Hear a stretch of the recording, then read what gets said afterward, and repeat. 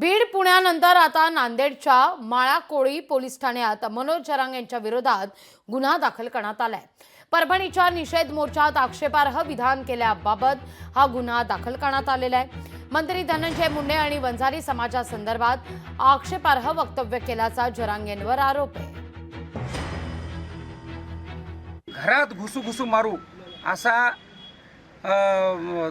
जरांगेनी मोर्चाला संबोधित करताना इकडे परभणी तिकडे धाराशिव आणि मध्ये बीडमध्ये सापडलेल्या प्रत्येक वंजारी समाजाच्या घरात घुसघुसू आम्ही दांडके तुझ्यस्तोर मारू असा मारण्या इतपतची भाषा वापरलेली आहे।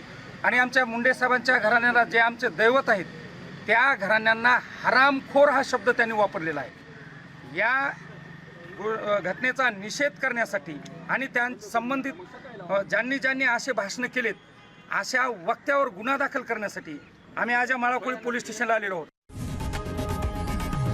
लोकशाही मराठी ऐका, पहा, जागरूक रहा।